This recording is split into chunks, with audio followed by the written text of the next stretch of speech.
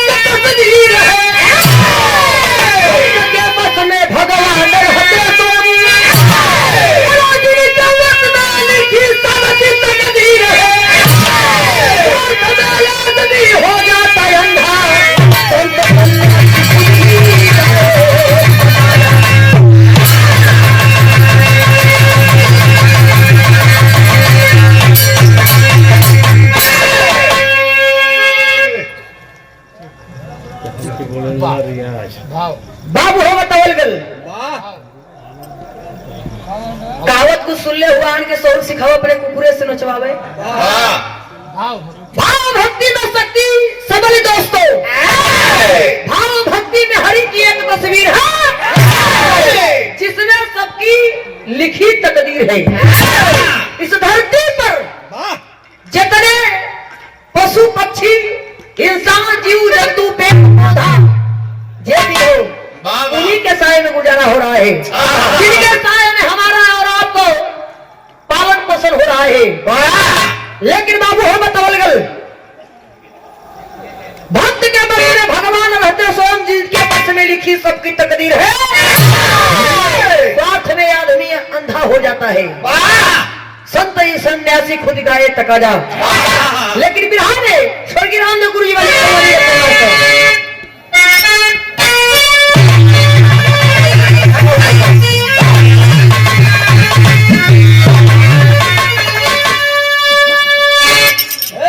अब सुनना है कि मसीनिया के ज्यादा खोदा मत नहीं, पानी छोड़ दे। तो इसे बढ़ाता बाबू चपले पर लगा तो खरखराए। तो नहीं तो उनका दोस्त नहीं खेबा पावर को पकड़ता भैया तीनों फेस में लाइन आ जाएगी। कलजुग में एक फेस का कोनो भरोसा नहीं खेबा। तीनों अब कहा बतावे धन हो महाराज। गौशाला जन बैठे ना उनके तीनों फेस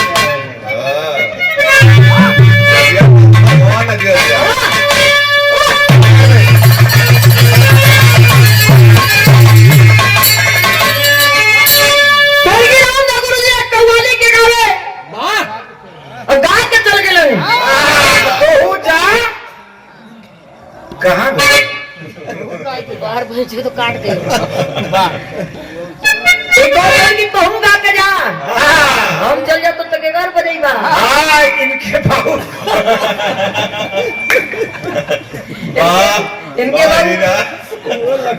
इनके बाबू ऊपर करूँ मैं नहीं के बजा देंगे।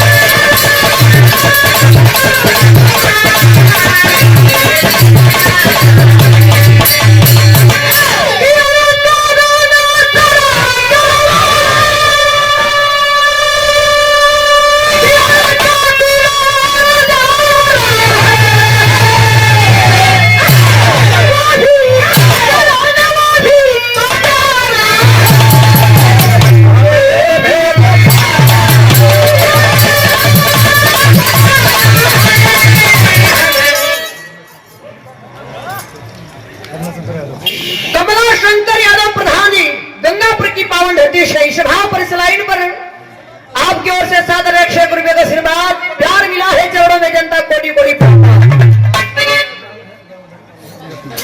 रामधार पाल गंगापुर की पावन धरती से बल्कि भैया की ओर से प्यार है। चरणों में कोटि कोटि प्रणाम है आप लोग के।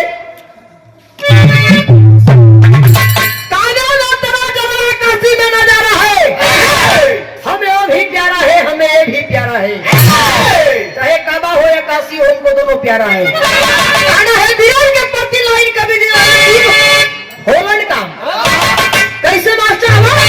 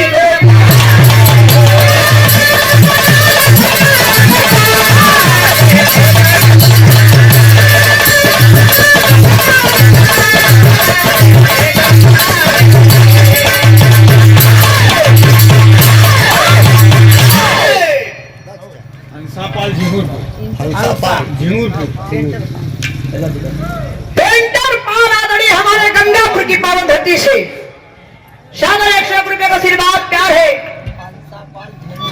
अंसा पाल झिंगुरपुर की पावन धरती से शानदार 51 रुपए का प्यार भैया के बहुत बहुत प्रणाम बा। बाबूजी के भी प्रणाम बा। काला ना तरा जलवा काशी में नजारा है लेकिन बाबू हो वीरन के प्रति हमारे कवि जी कितनी सुंदर लाइन हेलन कि वीरों की सदा वीरता गाती राजूबानी है। आए बाबू वीर रहेगा तो अपनी जुबान से कभी अपनी गाथा अपनी कीर्ति अमर नहीं करेगा। कभी अपने जुबान से वीरताई का अपना गाथा नहीं गाएगा कि हम वीर हैं, हम पहलवान हैं, गांव के मुखिया है। ये कभी जुबान से कोई नहीं कहता है कि हम विधायक है, प्रधानमंत्री है, विधायक है। हम लोग ये आप लोग बनाते हैं, हम ही लोग आप लोग कहते हैं कि पहलवान ये है, पहलवान वो है। लेकिन बाबू हो बतावल गल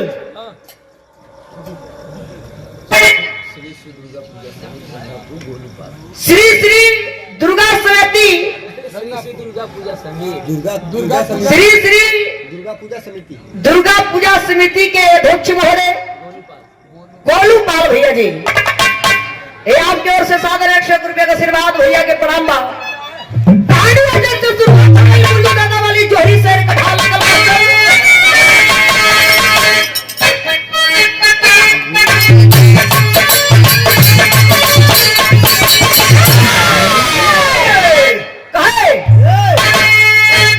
अरे भगती में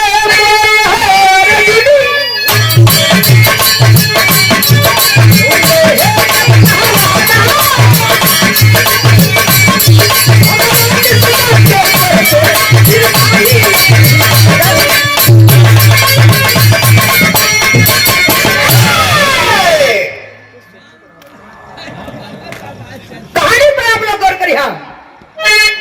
दुनिया के मालिक जेकर नाम बताओ गल कन्हैया जी अपने कक्ष शिविर में सुने थे। ऐसे ही हाथ लगा के सुतल वाला तो उसमें पहुंचल के मास्टर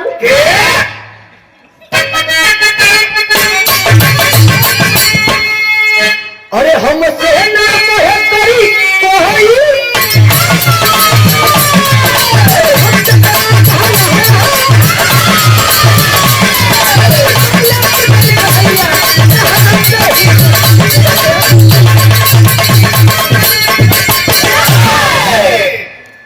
बाबू हो बतावल गल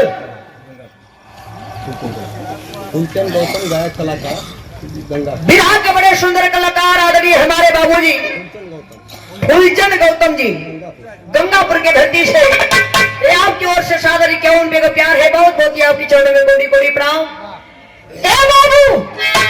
जब तनी बतिया कन्हैया दी सुन के कर अर्जुन जी कर अर्जुन जी कलर कि हमसे ना बढ़कर कोई भक्त तेरा कहलाया कलर की कन्हैया भगवान कलन की बोलिए सर बोलिए कलर कि हमसे न बढ़ के धरती पर क्यों भीड़ बा और ना क्यों हमसे बढ़ के आपको भक्त बा जब तनी बतिया कन्हैया सुनो मुस्किलन उठ गइलन और उठ के जब समय दो बार अर्जुन जी के सोहरा देलन त अर्जुन जी जवन चिंगुरा लला फूल गइलन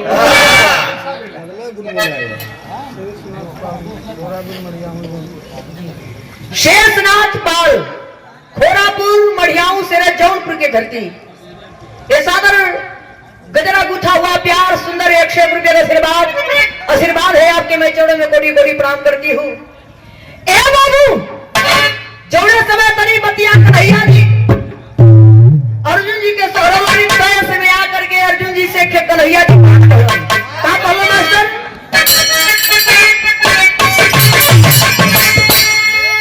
कि मेरे साथ न चलना होगा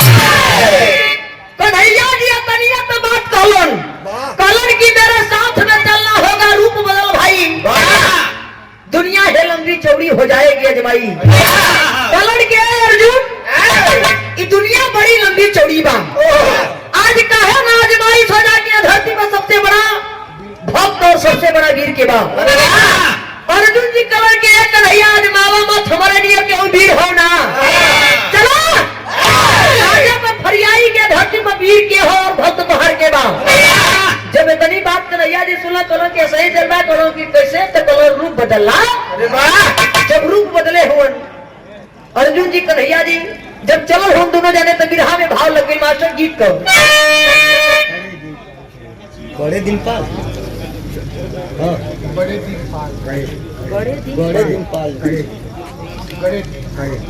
गड़े दिन पाल बाबूजी गंगापुर की पावन धरती से झिंगुरपुर की पावन धरती से ये 7 रुपए का आशीर्वाद है आप लोग का प्यार हो कि इतना कीमती समय निकाल करके गवर्नमेंट को हौसला अफजाई करते हो 150-10 दे के आज के जमाना हो सिर्फ अपने बारे में सोच रहा है अपना छोड़ना है आप लोग महान हैं कि हम कलाकारों को हौसला अफजाई कर रहे हैं कुछ लोग विराह देखे आवलन तो कुछ लोग विराह सुने आवलन जे देखे वाला रहल भैया देख के गयल जे सुने वाला हो उनके ठंडी लगे या कोयला छुए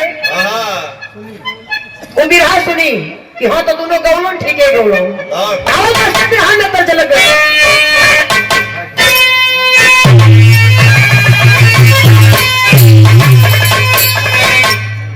गीत के नाम दे गुरु जी गावलन हमारी कोशिश रहेला लेकिन सागर तक कहीं पहुंचेला न पहुंची कभी कैसे भैया मास्टर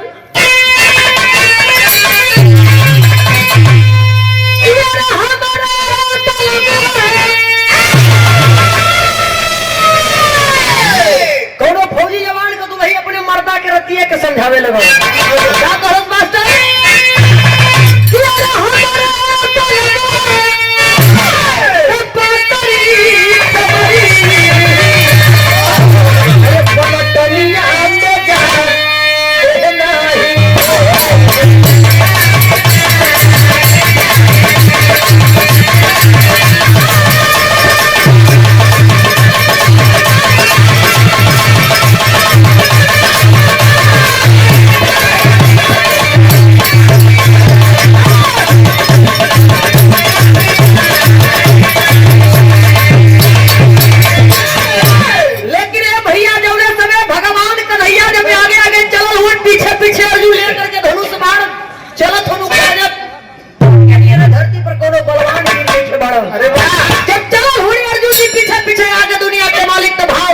कितनी सुंदर लाइन बा भैया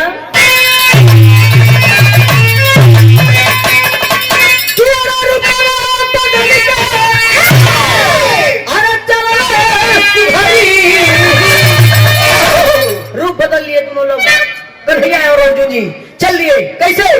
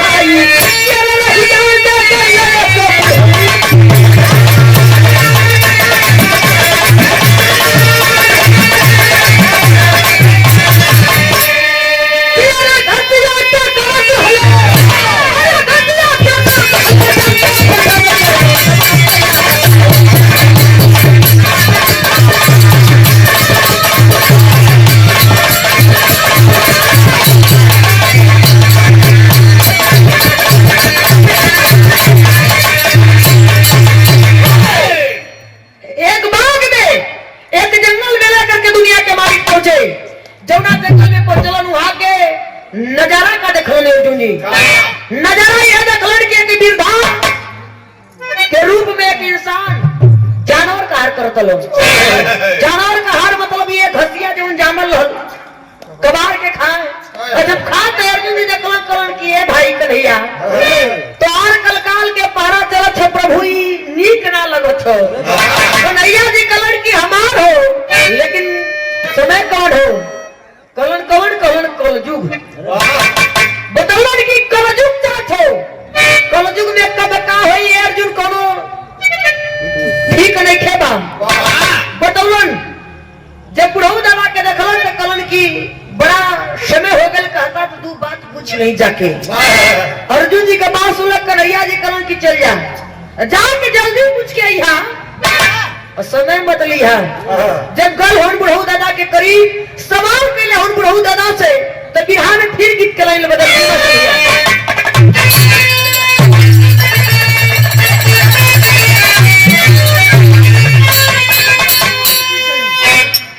मास्टर मजा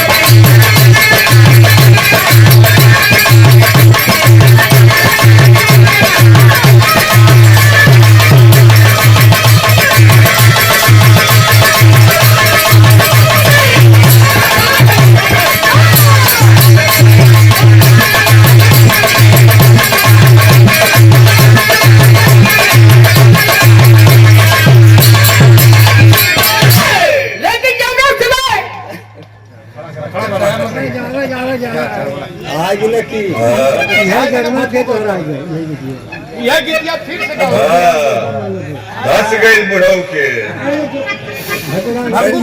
पहले जाए क्रम तोड़ के भंगू गौतम हमारे बाबूजी मलुक के धरती से दोहरा नहीं ये बतिया कह दिले पहले का पुरनिया तो मना उड़ले होगा कितना जाने का देवा डकले होगा अरे कितना वो बोल रहा कि 50 का ना ये का कत 10 रुपए के ना ओजे जाके बाहर ले ला जा चलो बैठो हां ये पार्टी जिलाध्यक्ष ये ऑलरेडी हमारे बड़के भैया प्रदीप यादव जी समाजवादी पार्टी के जिला अध्यक्ष महोदय हमारे बड़े भैया प्रदीप यादव जी की ओर से सुंदर पुष्पहार गजरा गुथा हुआ प्यार और 700 रुपए का पुरस्कार मिला है। भैया को मैं प्रणाम करती हूँ। माता रानी करे आप भी तरक्की के मोड़ पर है।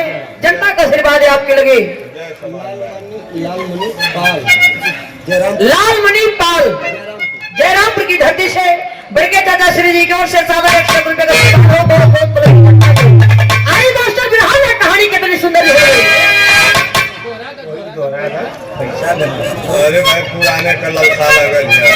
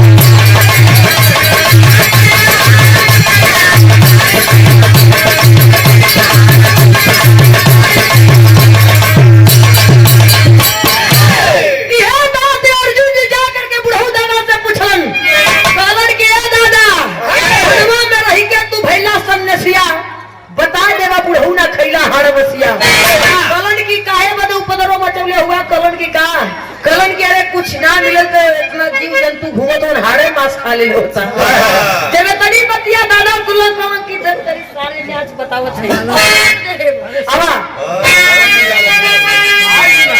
माला दिलाई दिलाई जाए कि आवा आवा काका क्या बात है हमके पता तोर बात भग्गू गौतम ये हमारे भक्कू गौतम बाबूजी मल्लूपुर के धरती से भैया जब जवानी में हुई तो बड़ा कचौड़ी बड़ा खेल भाई खेत से अब ले आओ नहीं पहले देखा प्यार हो जाता है प्यार जानबूझ के दुनिया करत है तो पता योग ना छोड़ थी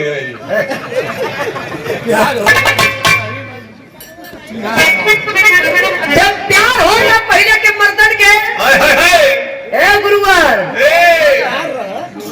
मोबाइल ना रहल ना नोकिया रहल ना जियो रहल खाली लिफाफा रहा ओरिजिनल प्यार रहल उरहरी उखी डारे दोनों हरी वाला ना रहा सीजन रहे ऊपर लोग चिन्हा लगा दे कहा कि देख प्यार करत है तो निभाए हम यही चिन्हा लगा देती यही जगह मिले हो बोलावत बस हाल चाल दूरी से हो जाए नजर से नजर अब तो पहले इस्तेमाल पहले विश्वास हाँ ये में फुटपोस निशान दे वाला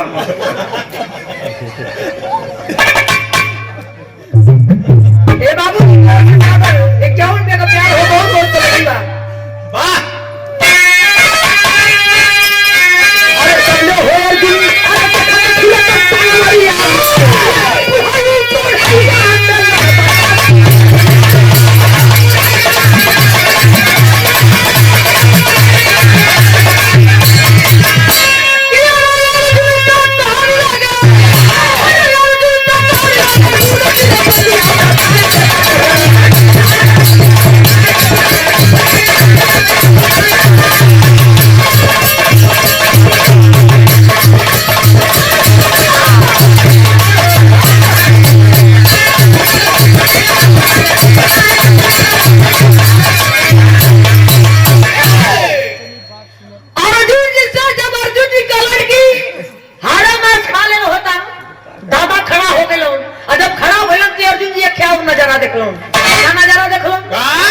कमर में फेटा हो और फेटा में रहल का इतनी बड़ी तलवार लेके मुरचैया दादा घुमाओ तो नहीं से जब अर्जुन जी देखलन तो और अपन छाती से छाता लगल फुलावे अरे बाबू जी कहलन की का हो दादा लड़ले रहला कब हो दादा कहलन की ना लड़ले ना रली सौ के मारे झुलावत है जब दादा ये बतिया अर्जुन जी पूछलन की लड़ले रहला कब हो कलन की नहीं कौन तो तलवार कहे कलन की धरती पर 4 गो दुश्मन हुन तोहार कलन ना हमार ना हमारा दुनिया के मालिक को 4 गो धरती पर दुश्मन हुन अर्जुन जी सोच में पड़ गेलन और जो सोच में पड़लन तो सवाल कैलन का सवाल करना मास्टर बिरहा में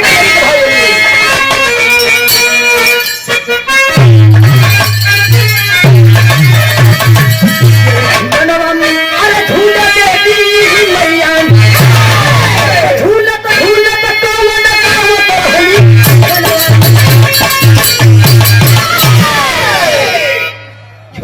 झूला देवी मैया आज तक दुनिया में क्यों पता ना लगोलस की मतारी का जब आगमन होला कुआर और कार्तिक में कुआर और चैत के महीना में तो कौन तो गीत गावत आवल कवि जी लिखल की झूलनवा झूला देवी मैया झूलत झूलत कौन गावत रहली गनवा हो झूलनवा झूला देवी मैया बुलू दादा वाली गीत लग गई जयप्रकाश पाल लखनऊ ज्ञान जयप्रकाश पाल लखनऊ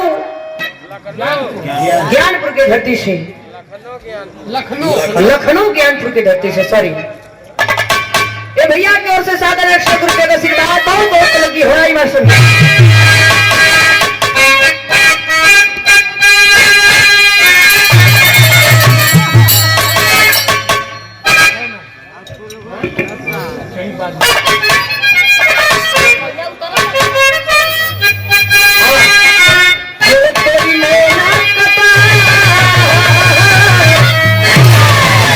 अरे तोरी नैना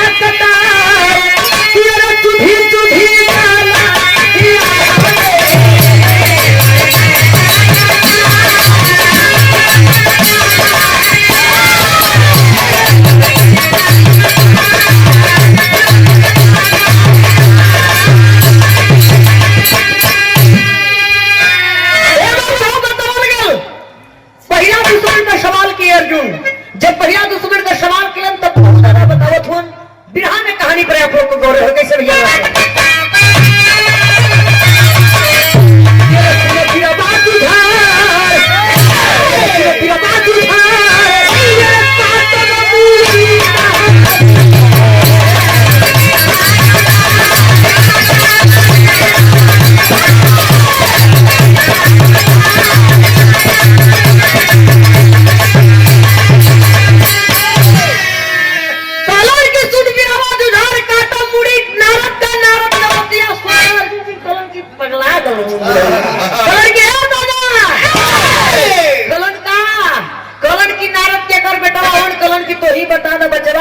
कलन की ब्रह्मा का बेटवा हुआ अरे ब्रह्मा के बेटवा नारद हो तो समझ में ना आवत कलन की समझावा वाली कौन बात है तो ही समझा दा कलन की नारद ब्रह्मा का बेटवा हो कलन की ब्रह्मा को हो या विष्णु को छोड़वा उम्मीद है तो कितना बढ़िया सबक सिखाई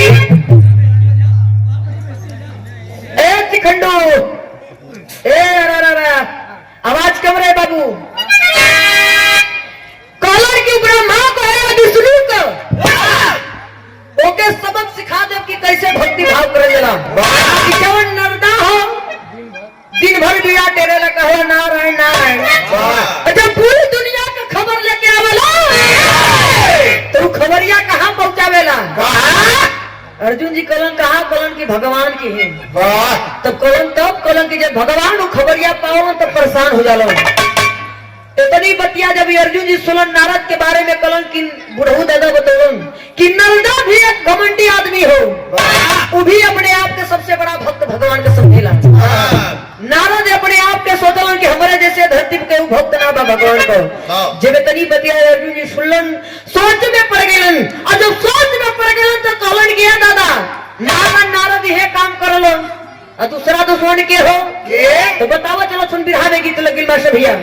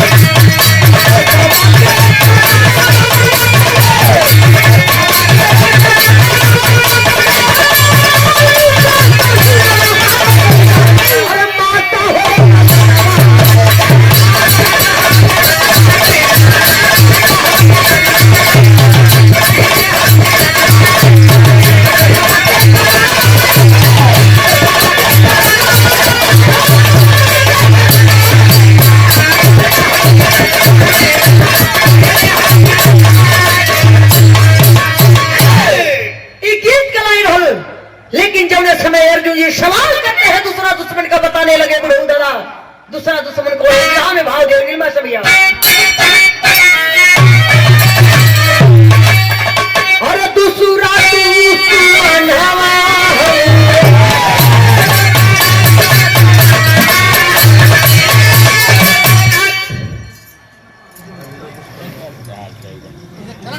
कहानी से ध्यान न उतरे। महेंद्र विश्वकर्मा बड़के भैया गंगापुर की पावन धरती से बड़के भैया की ओर से ये सादर 100 रुपए का आशीर्वाद प्यार है भाई के तमाम जनता को मैं प्रणाम करती हूँ। ताकत नहीं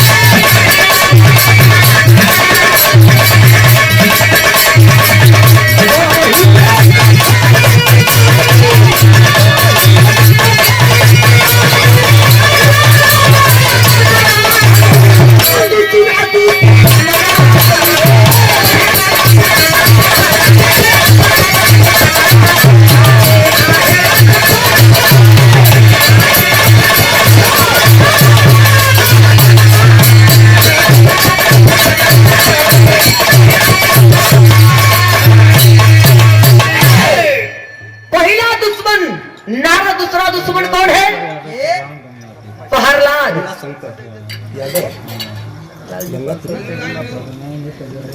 लाल जी पाल गंगापुर के पावन धरती से इस भाव पर इस लाइन पर भाई की ओर से सादर 100 रुपये का आशीर्वाद बहुत बहुत लगी है जनता को।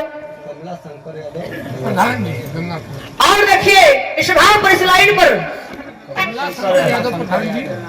कमला शंकर यादव प्रधान जी जो कि गंगापुर के ग्राम प्रधान है, आप इस धरती को मैं प्रणाम करती हूँ और ये आपके मैं चरणों में सादर पर लगी और जनता कोटि कोटि प्रणाम बा और प्रधान जी की ओर से सादर 100 रुपये का प्यार सम्मान चरणों में कोटि कोटि प्रणाम हो जनता को। दया शंकर पाल गंगापुर की पवन धरती से ये सादर 100 रुपये का आशीर्वाद बढ़ के भैया के चरणों में। पहला दुश्मन नारा, दूसरा दुश्मन प्रहलाद।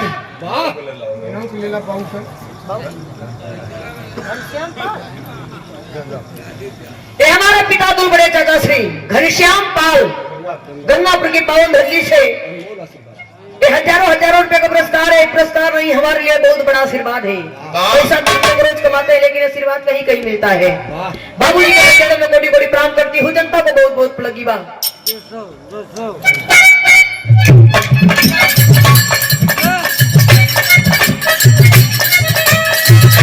पहला दुश्मन नारा दुश्मन, दूसरा दुश्मन प्रहलाद।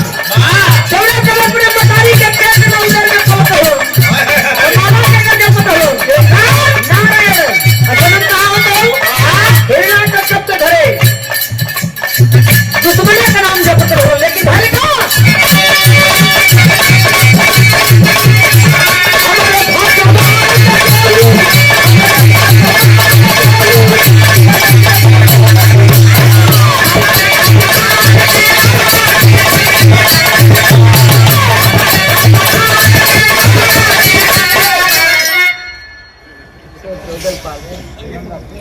उदल पाल गंगापुर की धरती से सादर 100 रुपये का आशीर्वाद माता रानी के भैया हो सदा तरक्की के बोले आपके मिले चरणों में गंगा को प्रणाम।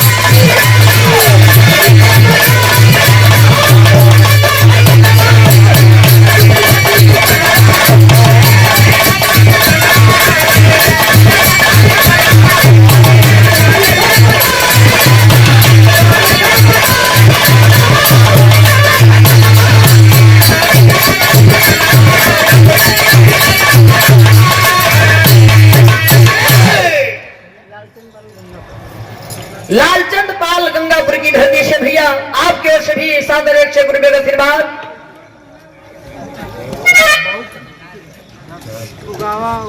इतना स्वागत हुई तो दे दिन बाबू में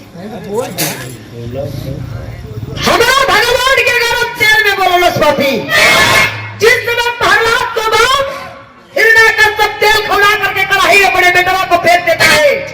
प्रहलाद को उस समय हाथ जोड़ करके प्रहलाद यह कौन की एक कन्हैया ये दुनिया के मालिक की आप ना बात तो भक्त का लाज ना बची। ये धरती पर प्रहलाद जैसे वीर क्यों ना रहे लेकिन वीर हो करके भगवान के अपने भक्ति के बस में कई के बाबू हो अपने स्वार्थ के लिए बुलाए प्रहलाद।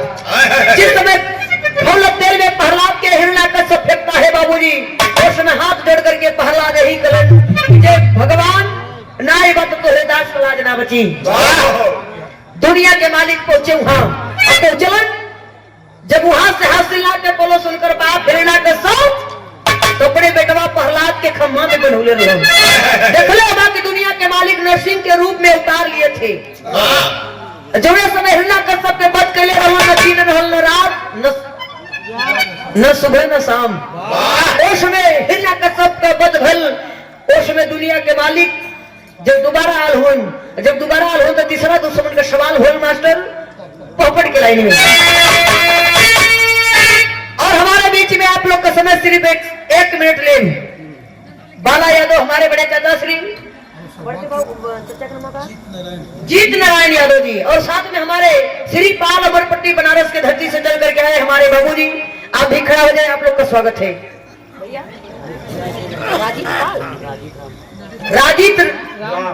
राजीत राम पाल भैया की ओर से 51 रुपये का सेवा। तेज बहुत कम है, देखो तो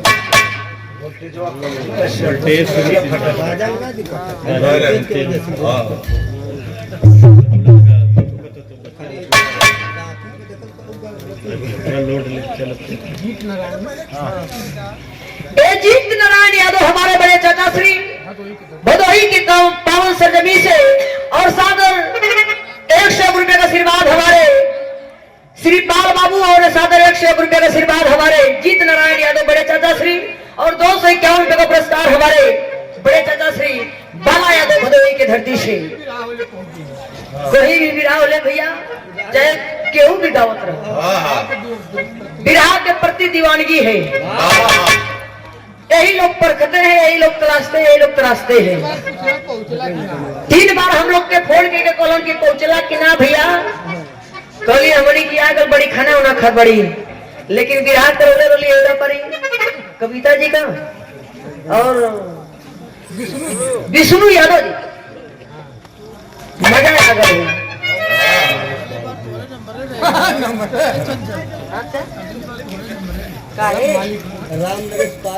राम नरेश पाल गंगापुर के धरती से बढ़ गए भैया, ये आपके ओर से 101 रुपये का आशीर्वाद।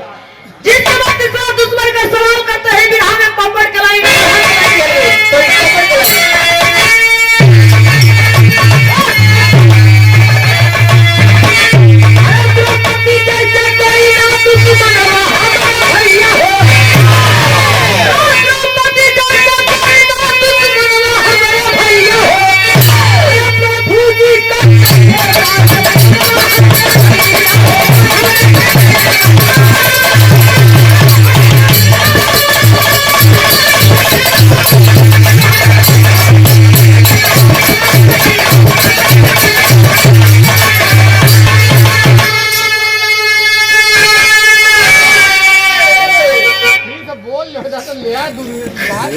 मतलब जरूरी तो हारमोनियम पूरा हो जाता है। बिचन तोड़ दे, हाँ तोड़ देना, कोई फर्क नहीं पड़ता है। शेर का मतलब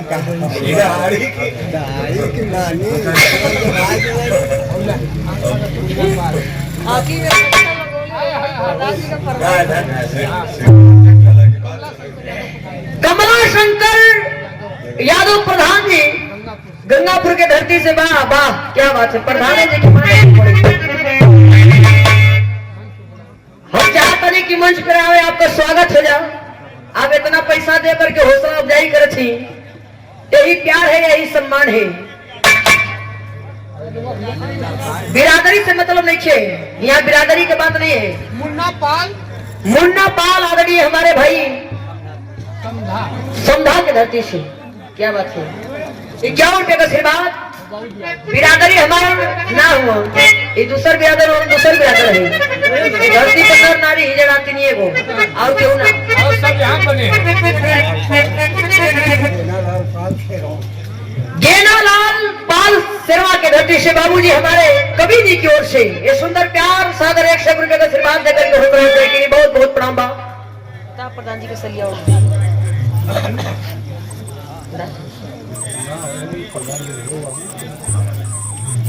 आओ दे दो, मलवा दे दो। यही सोच है, इसलिए हम लोग इसी जगह रह गए। कमला शंकर यादव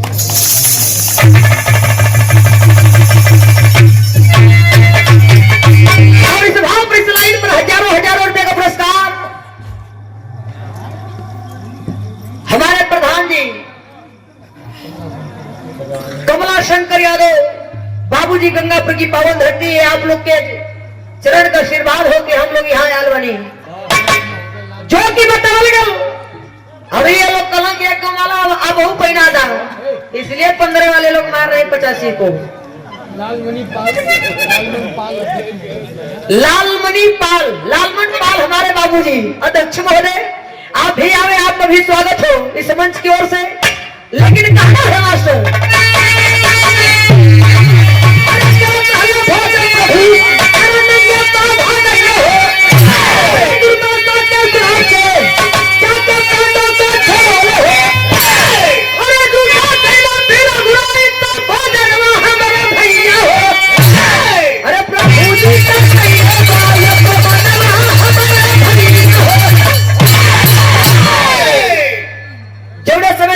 द्रौपदी का साड़ी खींचत रहलन, दे दस रुपया उड़ा दे, ठंडा लगा, अरे छोड़ा मतलब कोई अरे बड़ा प्यार इनको बताओ, हम लोग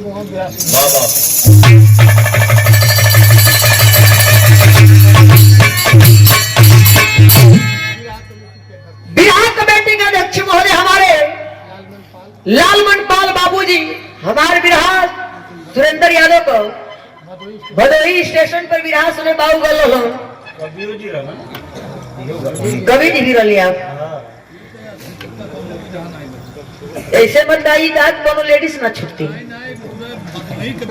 पूरे भदोही का कोई भी मंच बाकी नहीं है हमारे कवि जी से। अब इससे पहले मर्द गाँव चलो चलो मेहरारू ना हो बिहार में पड़ता ना बेटा, वैसे कला तो हर विभाग में मेहरारू हो, चाहे कोई भी विभाग हो। हाँ। लेकिन कहना है बाबू हो बताए कि तीसरा दुश्मन द्रौपदी अर्जुन कलन कैसे कलन की जब उनकर सरिया घिचात रहल तो हाथ जोड़ के कहली कि श्री कृष्णा श्री कृष्णा श्री कृष्णा एक कन्हैया ना बत तोरे बहिन के आबरू लाज ना बची। दोष में भगवान का करत हूं, खाना खाता हूं, भोजन करता हूं, लेकिन उधर समय द्रौपदी का पुकार सुने नंगे पांव गए भोजन छोड़ करके, जा करके द्रौपदी का चीर बढ़ाए और पांचों पांडवन के दुर्वासा मुनि का श्राप लगल रहा। एक बार जब जवानी के उठान पर चढ़ानी पर रहे लोग पांचों भाई पांडवा एक जंगल से एक बाघ से जंगल से गुजरत रहा दुर्वासा मुनि, मुनिवर के रोक के कलन की दुर्वासा मुनि प्रणाम हो। दुर्वासा मुनि से कलन की बतावा है धरती पर हमनी जैसे वीर, हमनी जैसे गदाधारी, हमनी जैसे धनुधारी, हमनी जैसे विद्याधारी के वही होगा। दुर्वासा मुनि कलन के नने के भैया घमंड हो गल, मैं खेला बैठल बा। तब दुर्वासा मुनि सोच गए कि कहे ना कहे बढ़िया से दवाई न लेके दे जा। तब दुर्वासा मुनि कमंडल से पानी परोड़ के धरती पर छोड़ देलो, कलन की वही दिन सब लोग का बलवानी वीरताई दिखाई, जब दिन मेहरारू का साड़ी खिंचाई, जब समय मेहरारू का साड़ी खिंचात रहलो तेनाने पांचों भाई ठुठुल लटका के बैठल रहो। बलवान थे, वीर थे, धनुधारी थे, एक से एक गदाधारी, एक से एक विद्याधारी बैठे थे। जब मेहरारू का साड़ी खिंचा तो बस ताक के को ऐसे कर लिया। आप लोग देख ले होगा कभी लोग लिखलन कि साड़ी बीचे नारी की, नारी बीचे साड़ी, जा करके दुनिया के मालिक लाज बचाए और पांचों पांडवन के मुक्ति दिलौलन जब चलल हो तो वह आके जूठा भोजन दोबारा खिलन। आपके सामने तो हमारे सामने थाली पड़ जाए और थाली के छोड़ के उठ जाइबा, दोबारा बैठवा भोजन खाए तो जूठा हो जाए, चाहे खाए या पाए न खाए। आधा के लाइन में चौथा दुश्मन का सवाल किया अर्जुन, ताश में हो करके बुढ़ऊ दलाओ है तलवरिया, जो ने तलवरिया पर मजाक कर रहे हो, मजाक उड़ाओ दलाओ अर्जुन जी। उन्हें तलवार लेकर के बुढ़ऊ दादा चलो हम कहाँ अर्जुन को जब चलो हम तो अर्जुन जी देख लो कहाँ न जाओ, देख लो मैं चला के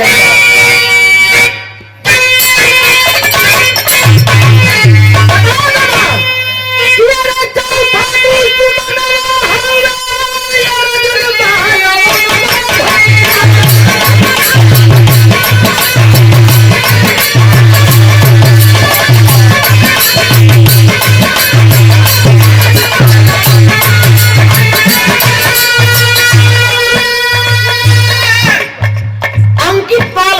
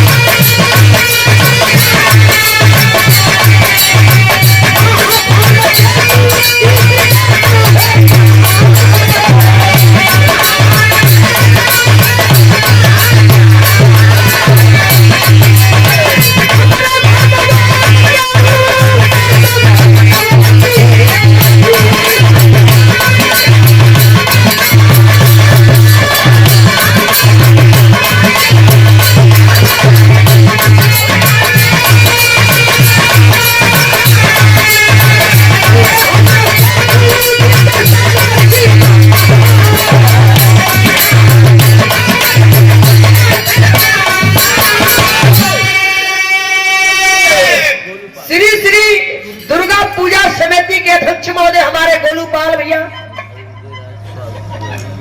और हमारे बड़े भैया उदयराज जी, कहीं भी हो हमारी आवाज आप तक पहुंच रहा हो तो मंच प्यारे कष्ट करें। आपका स्वागत हमारे अच्छा गोलू भैया जो है गोलू भैया जल्दी आ जा। एक जाने का हो गलत तोरे बाकी बा घरे मत जइया। आशीर्वाद भाई के प्रणाम बा। बताए बुढ़ऊ दादा के था दुश्मनवा होए अर्जुन बलवनवा महाभारत का जो है विजेता ही कहा है। कलर की चोर हरम खोर मिल जाए तो सबक सिखा दे करे वीरताई को घमंड ओकरे भक्ति को अहंकार ना तोड़ देली तो असल बुढ़वा में फर्क ना। जब इतनी बात अर्जुन जी सुलन कलो किए भाई इतना मैं खेलवे जाना छो। हवा खराब बा। अर्जुन जी का हवा खराब भल भगवान भागत भागत पहुंचलन कहा जहाँ कन्हैया जी खड़ा होके मुस्कियात हो दुनिया के मालिक और जाके कन्हैया जी से कलन किए कन्हैया अरे मैं खेलवा जाना तो है प्रभु। मुस्किया के कन्हैया जी कलन के कहत हुआ कलन तू है बुढ़वा कलन किए अर्जुन ओहे बुढ़वा के मत देखा हम दम बा वो बुढ़वा में दम बा। कलन की एक बार अपना दिव्य दृष्टि अपना शक्ति से देखिए अर्जुन जी कौन है। जमुना समय तनी बतिया सुलन अर्जुन जी कलन की तू कौन का चाहत हुआ कलन की हम कौन का चाहत तोरे लज्जा ना आई। कलन लज्जा का काय में बात बा। कलन की अरे तोरे लज्जा ना आई एक बलवान होकर के एक वीर होकर के सुबेरे से लेकर शाम तक लड़ला है कि बिरधा से पार ना पौला। तोरे वीरताई पर धिक्कार हो तोरे लज्जा ना आई लेकिन बुढ़वा से पार ना पौला। जब इतनी बतिया अर्जुन जी सुलन कलन प्रभु कहल का चाहते हो कलन की हम ही एक कहल चाहते हैं कि एक बार बस नजर उठा के देखला। जब अर्जुन जी देखलन हो बाबू ग्रह रूप में भोले दानी के अवतार में हनुमान जी के देखलन। जब हनुमान जी के देखलन तो हनुमान जी तो बानर के रूप में ले रहलन। मेरे के बानर ल पहिनावा सच्चा पहिले कानून कर कानून उदयराज राय ना उदयराज राय गंगा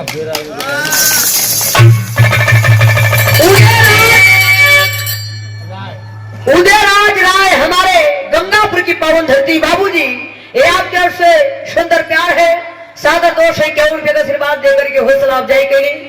मैं आपको चरणों में कोटि कोटि प्रणाम जनता को बहुत बहुत नमन करती हूँ। जब हनुमान जी के नकलन हनुमान जी तो बानर लगे भैया लेकिन जैसे भूजल भट्टा रख जा निकाल के पहरे चिंगूर जा उसे ही अर्जुन जी का हाल हो। प्रधान जी वाली बिटिया का दिया आँखी में कजरा लगौले हो बड़ू प्रधान जी का संकेत भैया। आओ मास्टर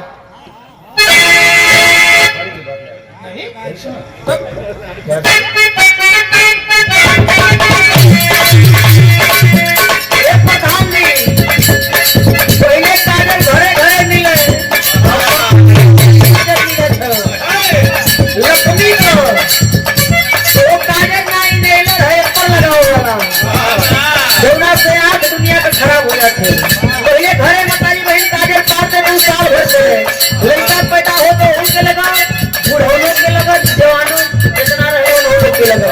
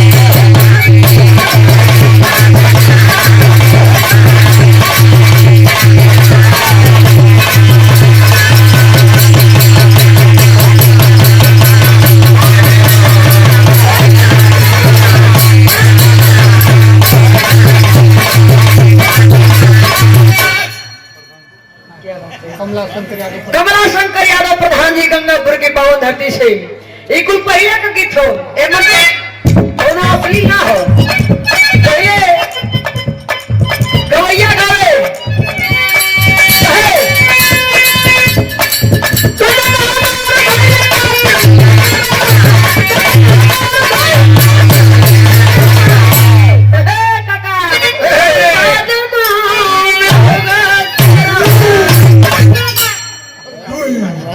मल्लू गौतम मल्लू बुलाए जाते भक्कू गौतम मल्लूपुर के धरती से ये तो कहते हैं खुदे लहराई जाते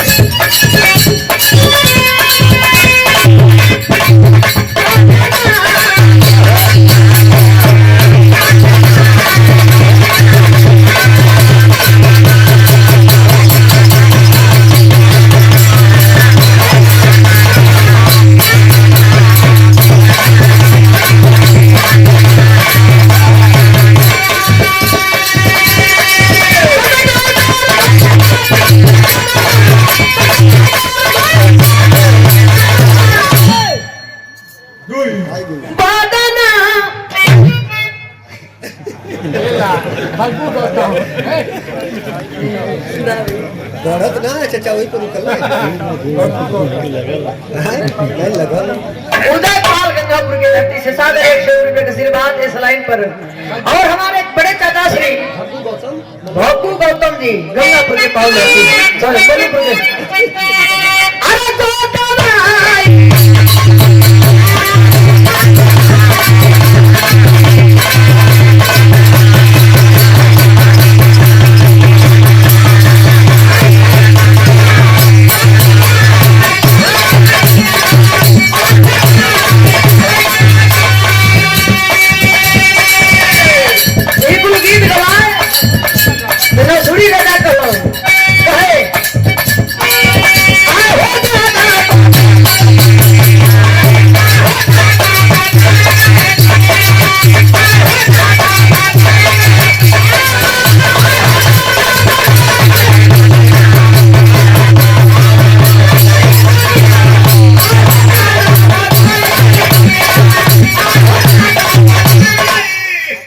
भक्कू गुप्ता भक्कू गौतम भक्कू गौतम हमारे बाबूजी मल्लूपुर के धरती से अब कमर इनका कमाइन मत नमत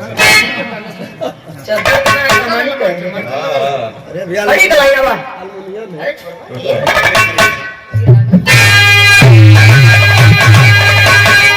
जब हनुमान के सामने अर्जुन जी झुकल बन हनुमान जी आयन आदेश करत हो हनुमान जी के प्रभु हनुमान की छुट्टी दा हम चली कौन हनुमान जी से कन्हैया की है हनुमान बड़ा दिन हो गलो रूप में तोका देख ले और हम तीनों जाने से चल जाई चला लगी आ जाओ रूप में जब तीनों जाने असली रूप में अलन तो भेंट दीदार भई हनुमान जी से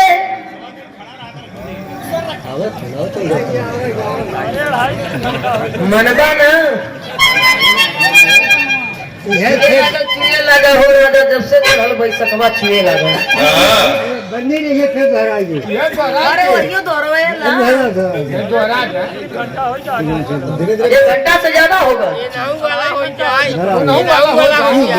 कौन सा पूरे गढ़वा में सिंघड़वा भूजी डाल देंगे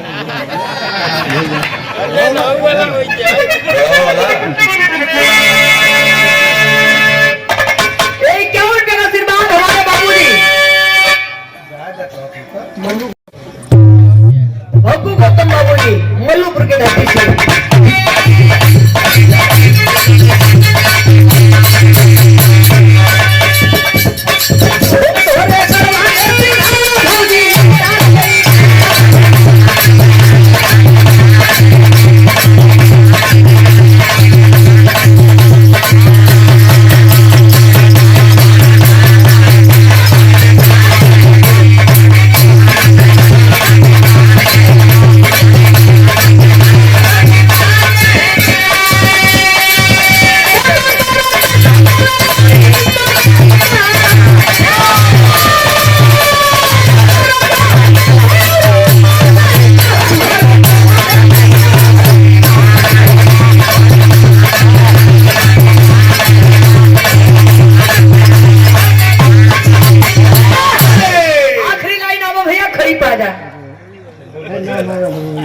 वो मालूम है?